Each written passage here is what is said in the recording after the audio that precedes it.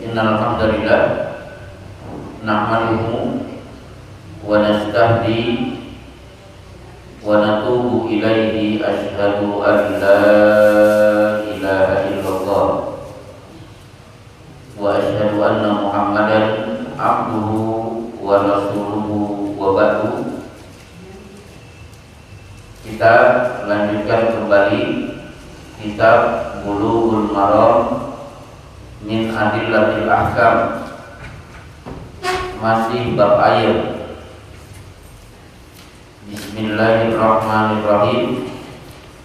Qala Ibnu Hajar Al-Asqalani rahimahullahu ta'ala, Kitabut Taharati. Qala babul miyahi wa an Abi Qatadah radhiyallahu anhu anna Rasulullah sallallahu alaihi wasallam fil hirrati innaha laysat binajasin innama hiya minat tawafina alaikum, akhrajahul Bukhari wa sahhahahu At-Tirmidzi wa Ibnu Huzaimah. Dari Abu Qatadah, Rasulullah sallallahu alaihi wasallam ditanya atau berkata, mengomentari tentang jilatan kucing, maka beliau bersabda, itu tidak najis. Kucing itu tidak lain makhluk yang bebas berkeliaran di sekitar kalian. Jadi pekan kemarin hadis terakhir yang kita bahas adalah ketika ember isi air tiba-tiba datang anjing menjilat minum air, maka air satu ember statusnya najis. Air harus ditumpahkan, dicucinya juga harus spesial. Ambil wadah, isi tanah dan air, begitu dicampur, digosok-gosokkan ke ember, baru diguyur 7 kali. Nah, hadis ini ember, ada kucing haus, terus jilat-jilat, minumnya kan dengan cara menjilat-jilat. Bagaimana status air yang ada di ember? Ternyata tahur, tetap suci dan sah digunakan untuk berwudu. Berarti ini cerdasnya Ibnu Hajar Al-Asqalani setelah membahas ember yang airnya dijilati anjing beralih dengan ember yang dijilati oleh kucing. Biasanya orang barat menanamkan hati-hati dengan kucing, sumber penyakit. Sementara orang barat begitu dekatnya dengan anjing, tidur bareng anjing. Bahkan coba kita lihat orang-orang barat di YouTube, itu biasa tubuhnya dijilati oleh anjing tanpa merasa risih, tapi melemparkan tuduhan yang tidak benar kepada kucing. Baik, kita bahas dulu kucing secara umum. Yang pertama, memelihara kucing, sayang dengan kucing, itu tolong jangan dipahami ini sunnah Rasul. Keliru.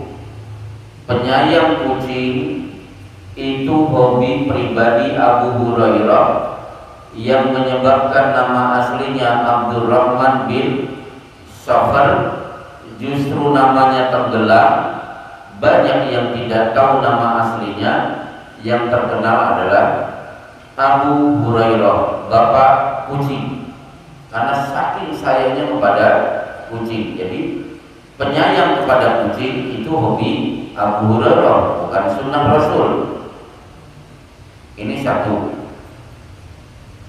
Kemudian berkenaan dengan kucing, Rasulullah Shallallahu Alaihi Wasallam dalam satu hadis, naha Rasulullah Shallallahu Alaihi Wasallam an bai'is sanur.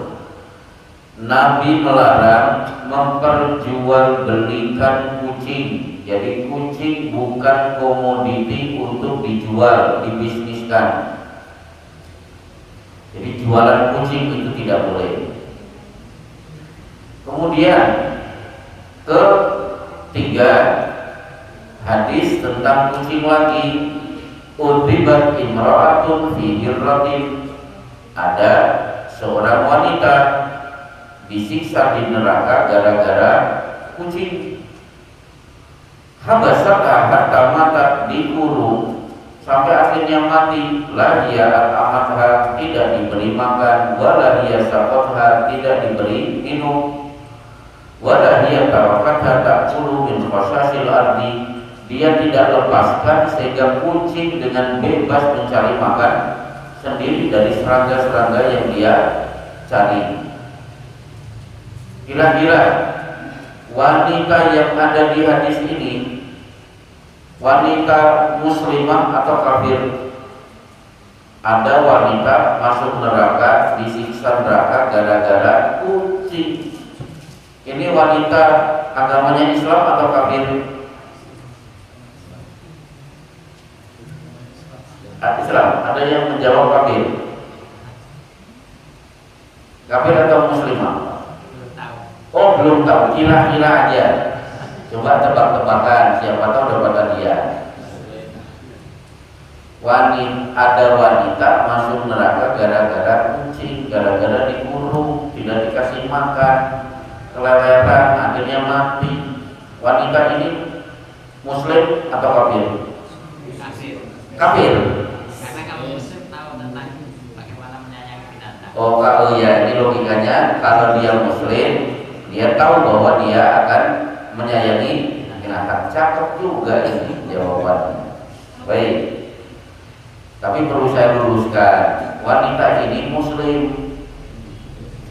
Kalau dia masuk neraka karena kafir, gak usah dibahas. Karena genggaman atau karena dolim kepada kucing, gak usah dibahas. Dengan kafir otomatis dia masuk neraka. Gitu ya Mas ya. Berarti ada muslim yang nakal-nakal itu ada. Baik. Wallahi la yu'min, wallahi la yu'min, wallahi la yu'min alladzi la ya'man jarahu bawa'iqah. Demi Allah, jangan sebut dia beriman. Siapa ya Rasulullah yang tidak memberi rasa nyaman kepada tetangga akibat gangguannya? Orang ini kafir atau mukmin? Aslinya muslim atau kafir? Muslim. Meskipun dia muslim, jangan kamu beriman kalau masih menyakiti tonggol teparu. Dia namanya pasti Pak Mahmud atau Pak Soleh, Pak Ridwan, bukan Pak Antonius. Kalau Pak Antonius itu gak usah disebut, otomatis dia tidak beriman. Baik. Kemudian,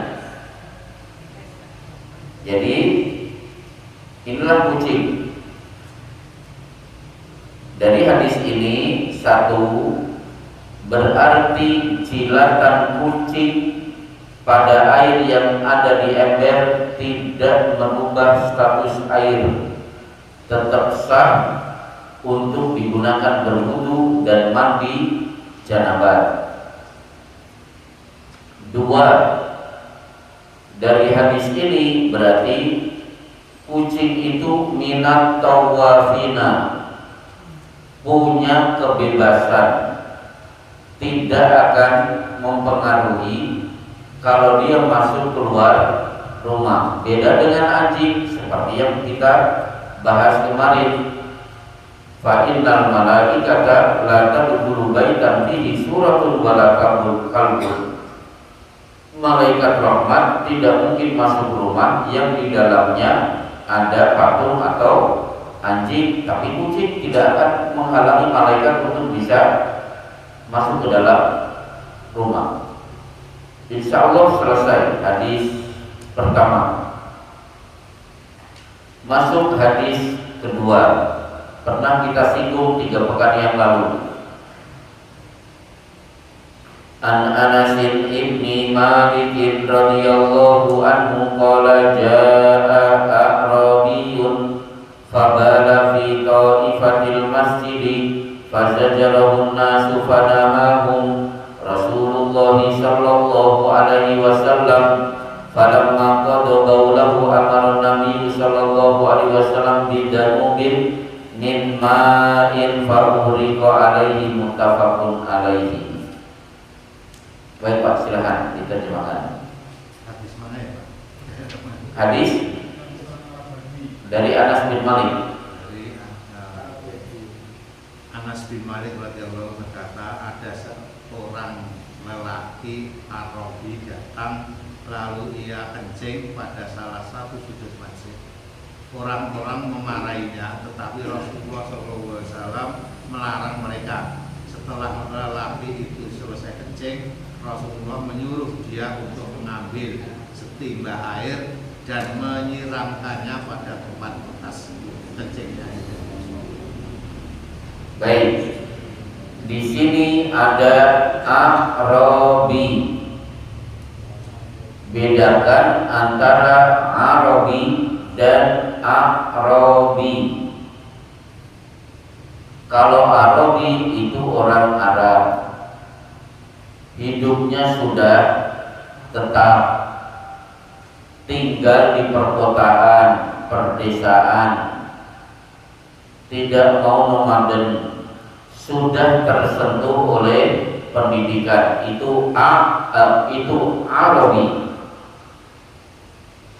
Kalau Arabi itu orang Arab, tidak betah tinggal di satu tempat, senengannya pindah-pindah, itu nomaden, dan senangnya tinggal di tempat terpencil jauh dari keramaian, itu namanya Arabi. Dan mereka tidak tersentuh dengan pendidikan. Kalau sekarang berarti apa? Suku-suku pedalaman, seperti suku Baduy, tidak mau mengikuti modernisasi. Jadi listrik tidak boleh. Ada orang luar datang bawa HP, nggak boleh, suruh keluar. Ternyata tidak hanya di Banten, tapi di Tasikmalaya, di daerah saya, itu ada perbatasan antara Tasik dengan Garut sebelum Singaparna. Itu ada satu kampung itu memang melarang, ya ada lampu, semuanya yang modern tidak boleh. Semua harus menggunakan benda-benda masa lalu. Nah, orang yang senang hidup terpencil, tidak kenal pendidikan, biasanya tidak punya tata krama, karakternya kasar. Itu orang Arabi. Nah, ternyata dari sekian presiden yang ada di dunia ini, ada yang berstatus Arabi. Siapa? Muammar Gaddafi. Muammar Gaddafi itu Arabi. Maka dia tidak mau tinggal di gedung, tinggalnya apa? Di kemah. Sehingga bapak-bapak lihat sendiri ketika pergi ke Amerika tidak mau tinggal di gedung, dia bawa sendiri kemah. Itu Muammar Gaddafi, termasuk orang yang masuk kategori Arabi. Nah, Arabi itu somong-somong, kasar-kasar. Di Sahih Bukhari ada orang, Rasulullah sedang isi pengajian, ujuk-ujuk datang, parkir onta di dalam masjid. Itu kan kurang ajar sebenarnya. Begitu datang, man minkum Muhammad, yang namanya Muhammad mana? Ini sudah kurang ajar lagi. Bahwa ya ada tata krama, ngapunten, saya mau bertanya, saya bisa ketemu tidak dengan Rasulullah, tapi langsung nyebutnya Muhammad. Akhirnya para sahabat menjawab, hada ar-rajulu al-abyadu al-muttaqi, menikah laki-laki kulitnya putih yang sedang duduk bersandar. Begitu tahu itu Rasulullah, Muhammad, saya mau bertanya, barangkali Anda tidak bisa menjawab pertanyaan saya. Kurang ajar lagi. Itu kalau hari ini ada, itu sudah ditangkap. Nah, itu contoh mereka tidak punya sopan santun. Di kitab Riyadhus Shalihin ada orang Arabi nyekat Rasulullah untuk memberikan sorban yang beliau kenakan. Sampai leher beliau memerah, ada bekasnya. Dengan lemah lembut Rasulullah senyum, kemudian memberikan sorban itu kepada si Arabi ini. Jadi tidak punya tata krama, sopan santun, relatif terkesan kasar. Baik, nah di sini datang seorang Arabi, kemudian ujuk-ujuk karena menggunakan fa itu kan ujuk-ujuk kencing di pojok masjid, bukan di luar tapi di dalam. Ini contoh gak punya tata keramanya lagi. Otomatis sahabat yang ada di dalam reaksinya marah, berdiri mau menangkap. Oleh Rasulullah ditahan, biarkan dia kencing sampai selesai. Sementara para sahabat diminta untuk mencari seember air. Akhirnya seember air diterima oleh Rasulullah. Beliau datang ke TKP, disiram lantai yang dikencingi si Arabi. Akhirnya Rasulullah ngajak ngobrol berdua dengan orang ini. Dari sini akhirnya para ulama memberi pelajaran bahwa mensikapi sesuatu jangan hanya melihat dalil, tapi lihat dari sisi waqi. Waqi itu apa? Realita di lapangan. Jangan yang penting dalil. Contoh ini kan kebenaran harus disampaikan. Akhirnya langsung ceramah membid'ah-bid'ahkan tahlilan misalnya, padahal masyarakat masih awam. Betul tahlilan itu tidak ada, betul itu keliru dalam mensikapi kematian seseorang. Apalagi tahlilan itu kan ujung-ujungnya apa? Ada acara makan. Coba saya tanya, acara makan-makan itu identik dengan momen bahagia atau momen sedih? Bahagia. Kenapa Pak mudah makan-makan? Ini anak saya lulus UMPTN, itu kan bahagia. Kenapa ada acara makan-makan lain anak saya nikah? Jadi pernikahan itu ada konsumsi makan-makan, berarti makan-makan itu identik dengan kebahagiaan. Ini orang yang sedang sedih, kehilangan suami yang dia cintai, kepala keluarga yang mencari duit, tiba-tiba orang yang tertimpa musibah harus repot menyediakan makanan, dimakan di tempat.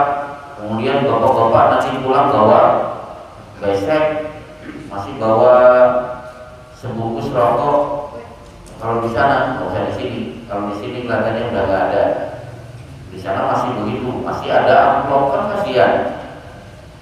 Tapi kalau masyarakatnya awam, jangan memberikan materi itu dulu. Wakilnya apa? Mereka masih awam. Kalau ini kita sampaikan, menyebabkan akan mendapatkan penolakan. Dulu saya berdakwah ke daerah-daerah Sulawesi. Dakwah saya diterima di daerah-daerah tradisional. Alhamdulillah, tugas saya selesai selama 4 bulan, digantikan teman-teman kita supaya melanjutkan. Ternyata teman-teman kita itu mendapatkan penolakan, malah dimusuhi. Akhirnya saya cari informasi, lah saya dakwah jadi terima. Kenapa teman-teman kita ditolak? Oh ternyata teman-teman saya setiap ceramah pasti membacakan setelah alhamdulillah, syahadat dan sholawat, membacakan ya ayyuhalladzina amanu taqullaha haqqa tuqatih, ya ayyuhalladzina amanu taqullaha wa qulu qawlan sadida, ya ayyuhan nasu taqu rabbakumul ladzi khalaqakum min nafsin wahidah sampai fa inna asdaqal hadithi kitabullah wa khairal hadi hadi Muhammad wa syarrul umuri muhdatsatiha wa kullu muhdatsatin bid'ah wa kullu bid'atin dhalalah wa kullu dhalalatin finnar. Masyarakat wah ini Wahabi ini. Akhirnya apa? Dilarang ceramah. Akhirnya saya terangkan, kalau beliau masih fobia dengan seperti ini, hadis fa inna asdaqal hadis sampai wa kullu bid'atin dhalalah wa kullu dhalalatin finnar jangan dibaca. Toh tidak baca itu juga sah kan begitu. Akhirnya saya datang lagi ke daerah itu, ngadem-ngademkan masyarakat, adem lagi, alhamdulillah besar-besar kita masuk akhirnya diterima. Jadi jangan melihat dalil, tapi lihat waqi, realita di lapangan. Loh, mana dalil waqinya? Laki-laki ini baru pertama kali ke masjid, sudah baru pertama kali di masjid, dimarah-marahi, diusir, besok gak akan ke masjid lagi. Dua, Rasulullah tahu laki-laki ini baper. Kok baper? Ya kalau masalah apa? Mudah tersinggung itu loh. Perasaannya tipis, disinggung sedikit itu langsung mutung, mudah mutung. Kenapa? Sugetan. Oh, sugetan itu sensitif. Sugetan. Pakai C. Sugetan. Pokoknya muntungan ya. Ya, mirip. Nama Bu ada usulan Bu? Sugetan sama cugetan ada bedanya. Baik, kita lanjutkan. Karena kenapa kita tahu orang ini sugetan tadi mudah mutung di riwayat yang lain. Jadi begitu diberi nasihat oleh Rasulullah, menikah masjid mas, tempat ibadah, nggak cocok untuk kencing. Kalau kencing jangan di sini, di sana. Akhirnya dia terkesan dengan cara Rasulullah menegur, sementara dia masih tersinggung dengan wajah-wajah para sahabat yang masih melototi dia. Dia pun mengangkat tangan, kalimatnya terkenal, Allahumma arhamni Muhammadan wa la tarham ma'ana ahada. Ya Allah, di dunia ini yang Kau rahmati cukup aku dan Muhammad saja, yang lain gak usah. Itu kan menunjukkan bahwa dia baperan. Jadi lihat orangnya.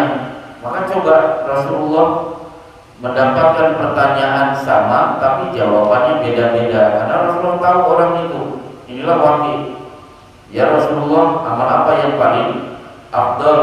Orang ini sholatnya sering telat. Ya sholat ala waqtiha, sholat tepat pada waktunya. Ya Rasulullah, orang lain pernah sholat. Apa yang paling afdal? Birrul walidain, bakti kepada orang tua. Kenapa? Sholatnya beres, tapi kepada orang tua tidak peduli.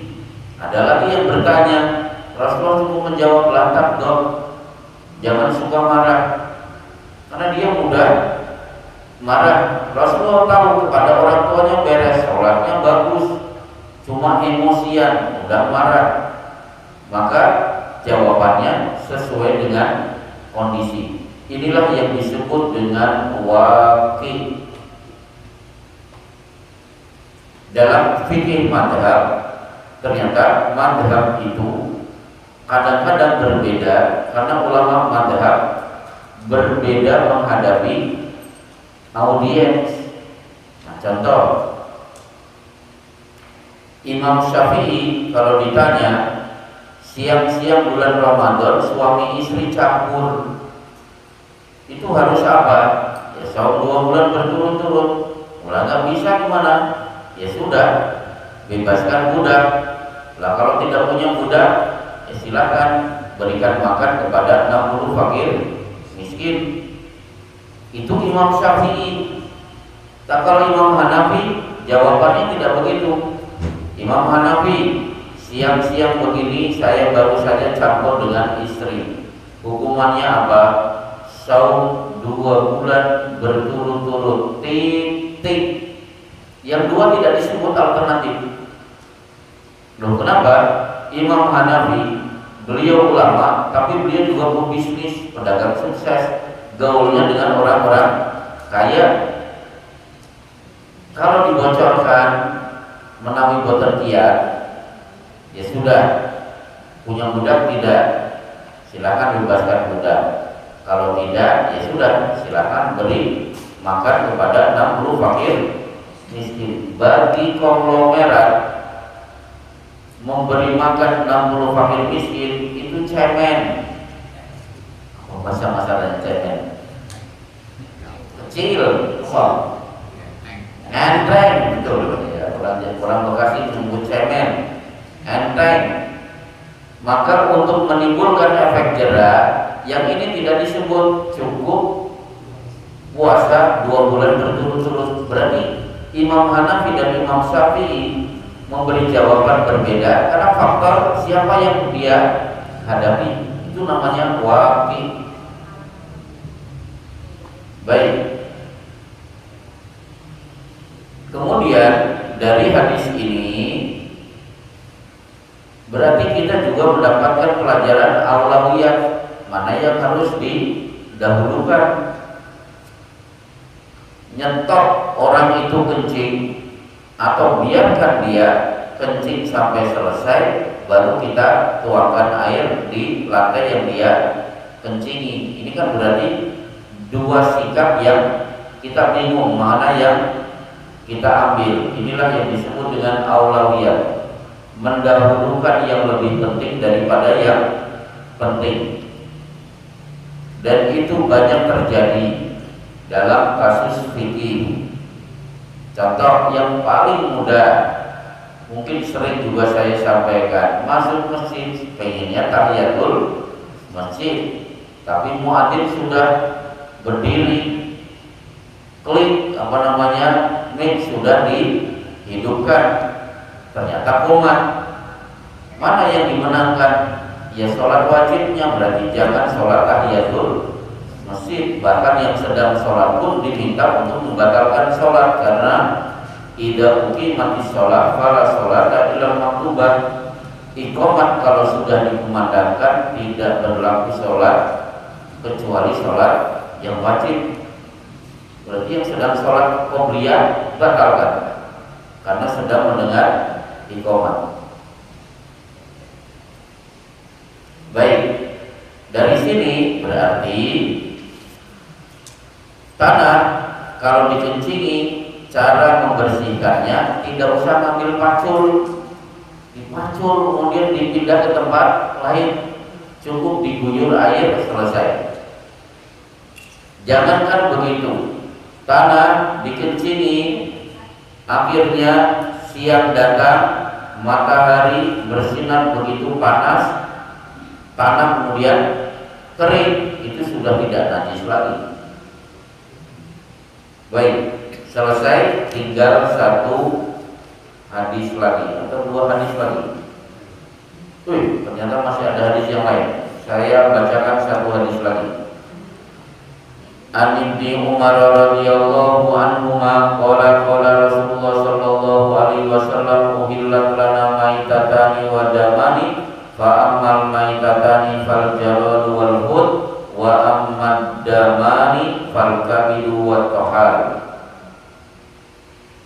Ibnu Umar radhiyallahu anhu berkata, Rasulullah sallallahu alaihi wasallam bersabda, dihalalkan untuk kami 2 bangkai dan 2 darah.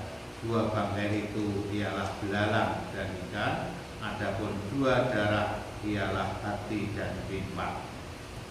Ya, di sini ada kata bangkai. disebut bangkai semua binatang yang mati tidak lewat penyembelihan. Dijabarkan oleh Allah di surat Al-Maidah ayat ke-4. Hurrimat alaikumul maitatu waddamu wa lahmul khinziri wa ma uhilla li ghairillahi wal munkhaniqatu. Satu, binatang yang mati karena dicekek, berarti digantung.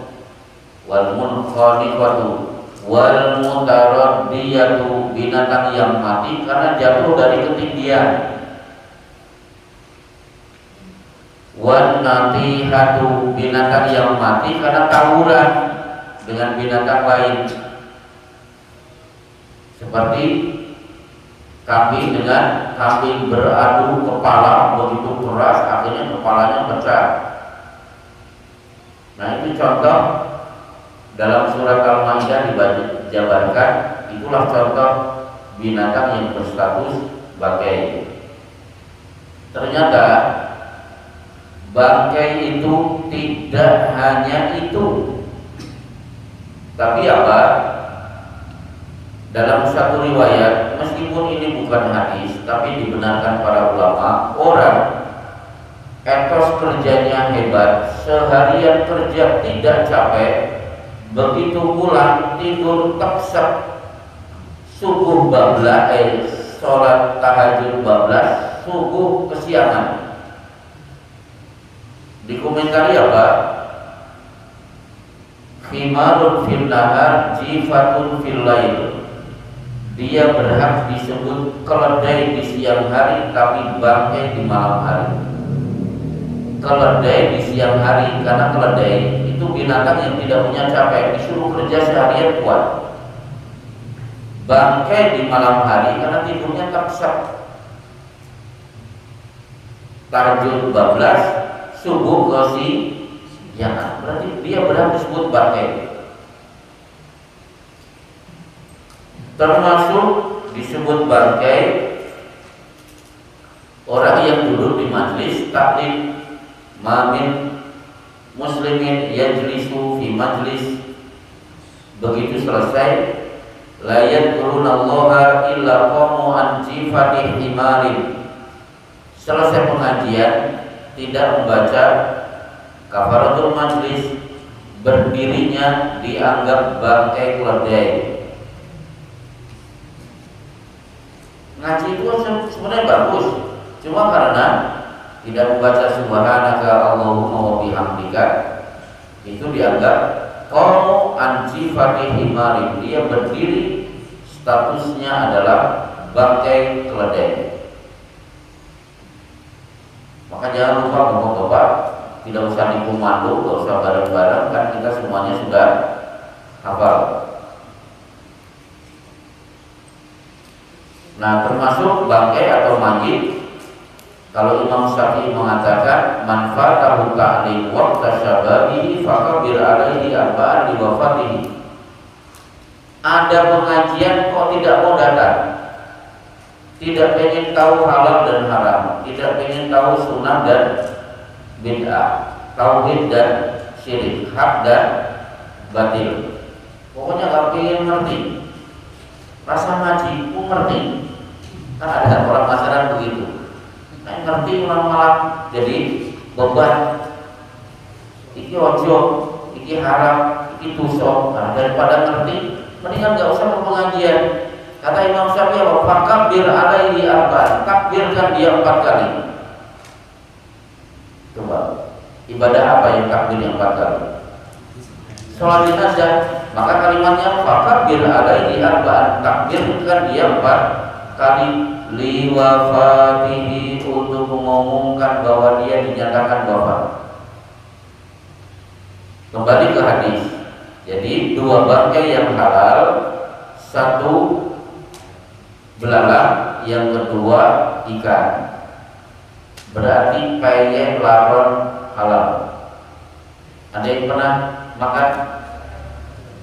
Ada ya orang masyarakat dulu biasa kalau ada musim itu lalat, wah langsung dipayek. Boleh tidak? Boleh. Sate jangkrik boleh tidak? Halal, silakan. Kalau memang tega. Kalau saya tidak tega. Kemarin oseng apa kalau digoreng tidak pakai minyak itu apa namanya? Ya di gongsol ya. Nah itu kemarin dia di mana ya? Pokoknya serangga yang begitu di gongsol apa? Karena tertulis itu dijual sah tidak sah. Meskipun kalau bapak-bapak jalan-jalan ke Thailand jangan beli gorengan kecoa, karena kecoa termasuk hobi, sukanya di tempat-tempat yang kotor, itu jangan. Loh, kenapa saya dapat cerita? Karena ada jamaah umroh plus. Kalau umroh plus itu kan biasanya plus Turki, plus Mesir, plus Yordania. Kalau saya, karena nama saya Oman, saya dulu pernah plus Oman. Jadi saya hitung-hitungan mudik ke kampung halaman, ke Muscat. Ibu kota Oman kan Muscat. Nah ini bukan plus Yordan plus Mesir, tapi plus Thailand. Itu kan nggak nyambung. Habis umroh, terus piknik ke Thailand, ini masuk akal gimana? Yang tadi nunggu-nunggu pahala, ini malah nunggu-nunggu dosa. Nah, salah satu cerita yang saya dapatkan yaitu gorengan, ada di sana ada kuliner gorengan kecoa. Nah, itu jangan. Meskipun kecoa itu masuk ini serangga, tapi kan hobis itu senang di tempat-tempat yang kotor. Ada pun darah yang halal adalah hati dan ikan. Nah, darah itu hati dan limpa. Saya pernah ditanya seorang habaib,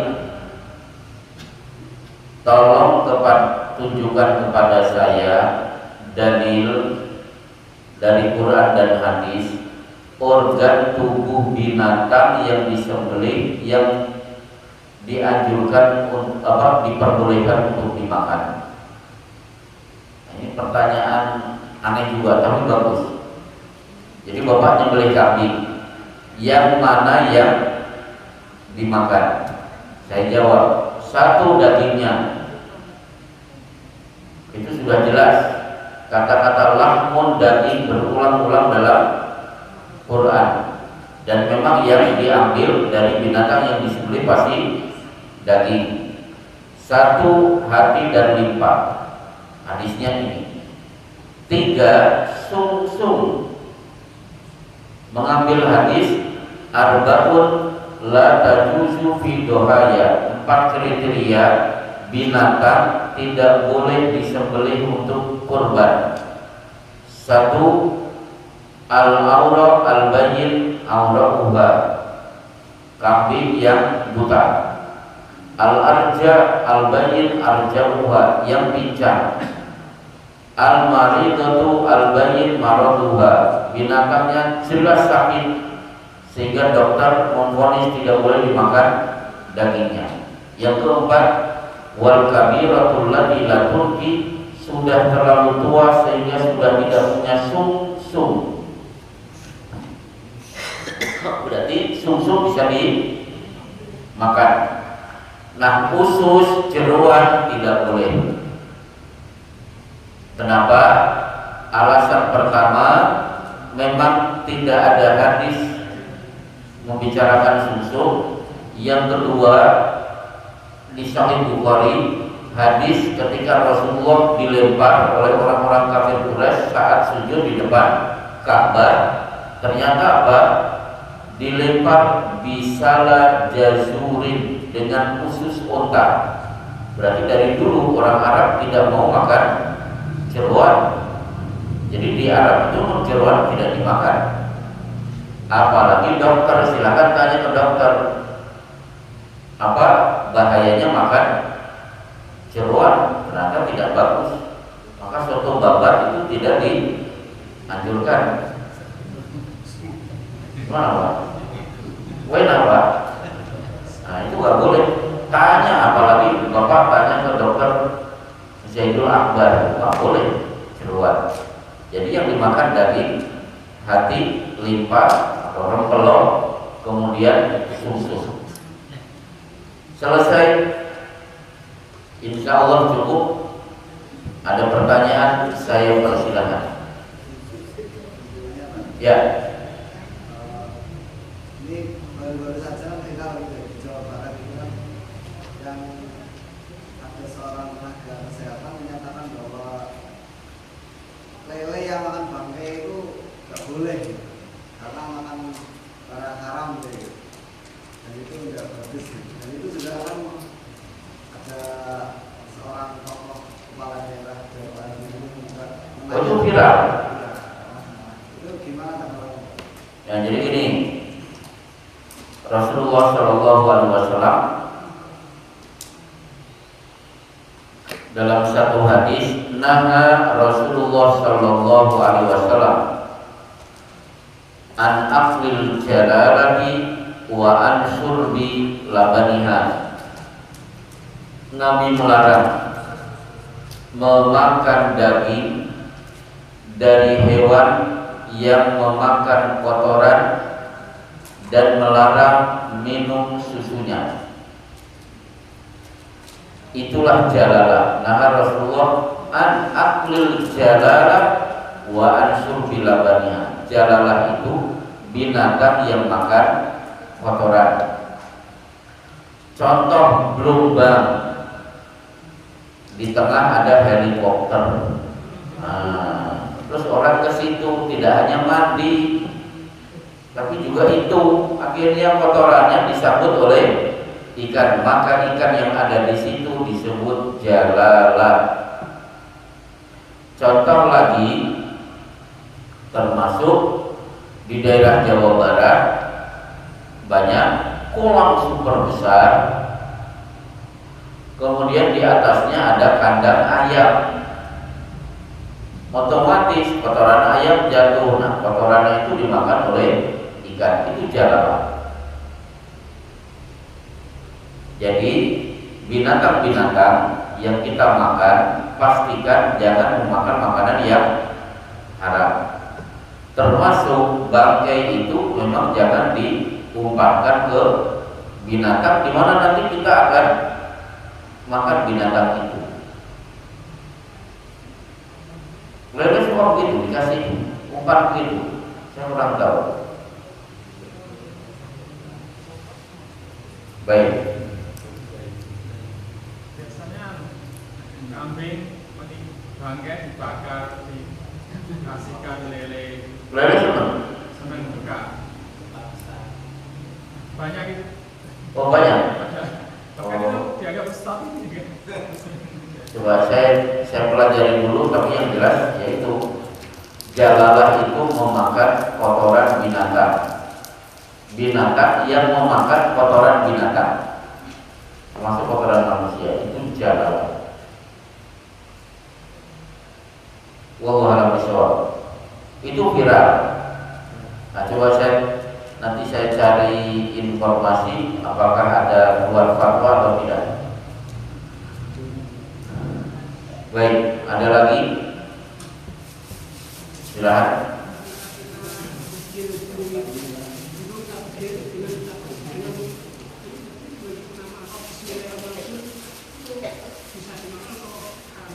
Ya.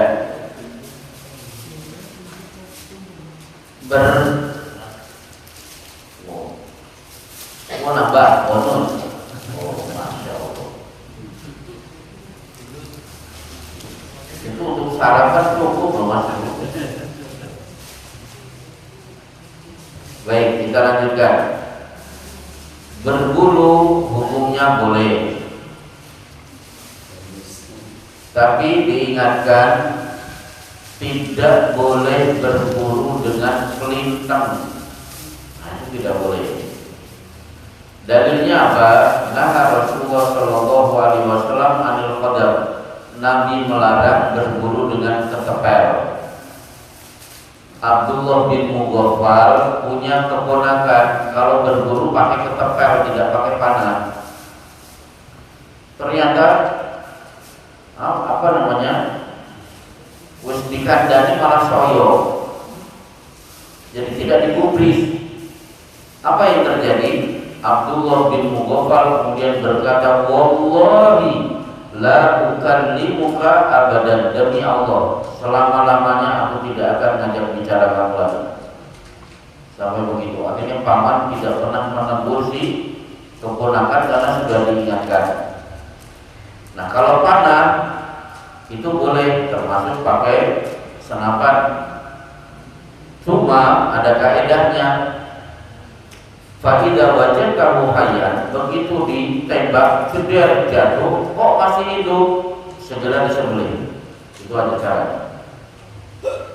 Tapi kita dapatkan sudah mati, cuma mengambang di atas air, maka kita bingung dia mati karena peluru atau karena air, berarti tidak boleh dimakan. Nah, tadi ketika berburu atau menyembelih itu bacaannya jangan Ar-Rahman Ar-Rahim, tapi Bismillah tanpa Ar-Rahman Ar-Rahim. Ya, karena kalau masih membaca Ar-Rahman Ar-Rahim, Ar-Rahman Ar-Rahim itu Maha Penyayang dan Pengasih dan Penyayang. Binatang kalau boleh ngomong, loh katanya Pengasih Penyayang, kok aku disembelih? Nah itu, maka tidak ada bacaan Ar-Rahman Ar-Rahim. Bismillahirrahmanirrahim, Allahu Akbar. Pertanyaan terakhir. Alhamdulillah, tidak ada. Inilah kajian kita di malam hari ini. Kita lanjutkan di pekan yang